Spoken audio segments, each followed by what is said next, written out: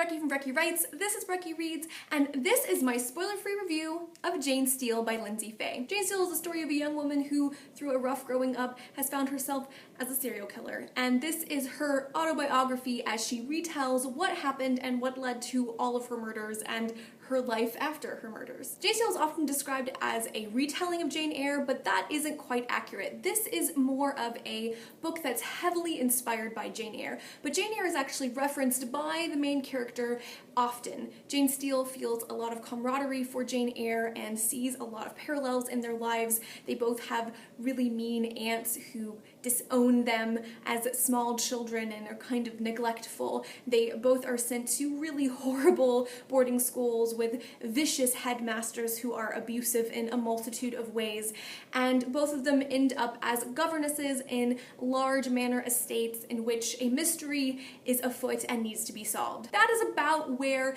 the direct parallels between Jane Steele and Jane Eyre end, but you can tell that Lyndsay Faye and Jane Steele herself are heavily influenced by the person of Jane Eyre and by her affection for Mr. Rochester.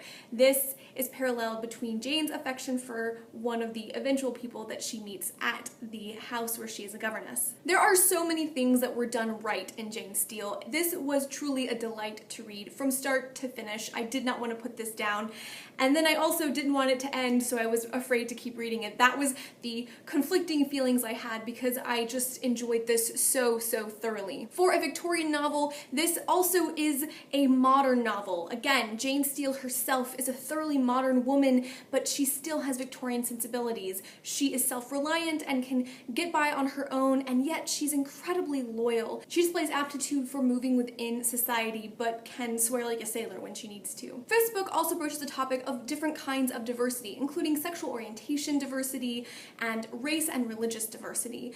Part of what made this book so thoroughly enjoyable for me was that it discusses the Anglo-Sikh wars that happened in the early 1800s and that the master of the house where Jane is a governess fought in and has brought back Sikh housekeepers to attend him while he lives in England.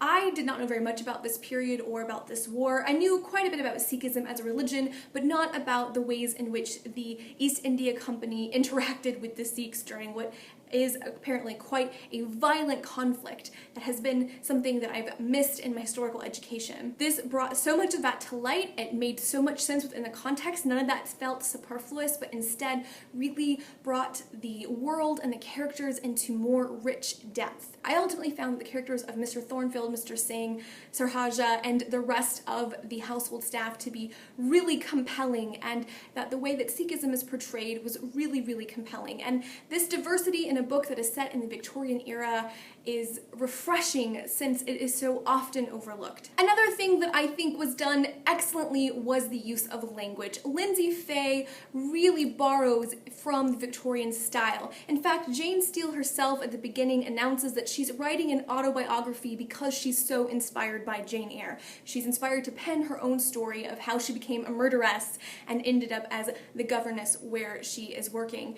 I felt that the occasional breaks of the fourth wall in which Jane Steele directly addresses the audience, much like Jane Eyre did, were superbly done, especially in the opening where she says, "Reader, I murdered him." From every step of the way, as you see every murder unfold and you see the winding road that Jane Steele takes as she's trying to survive her life, you really grow to love her. She's complicated and nuanced. She has so much depth, and this for me is what YA does best. It is a compellingly, compulsively readable story with truly deep characters.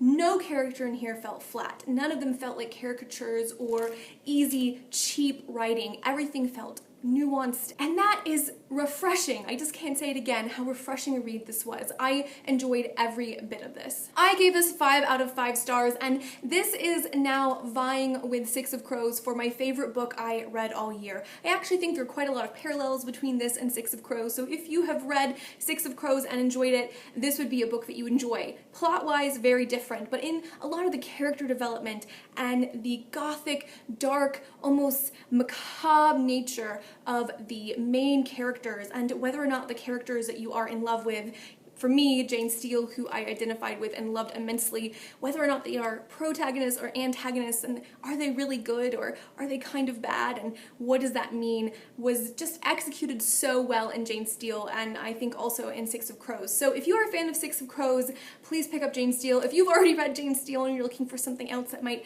scratch this itch that this leaves behind, I would pick up Six of Crows. But Lyndsay Faye has done a marvel. She really has written something wonderful, and I checked this out from a library, as you can see, and I will probably be going and picking up a physical copy of this so I have it on my shelves. This is one I want to give to all my friends. I want to reread in the future, and I thought was an absolute delight. If you've read Jane Steele, I would love to know your thoughts. Please leave them down below. Did you love it? Did you not love it? What were your favorite pieces? I hope you guys are all doing well. I hope you like seeing my parents' house behind me, and I will talk to you all very soon. Bye!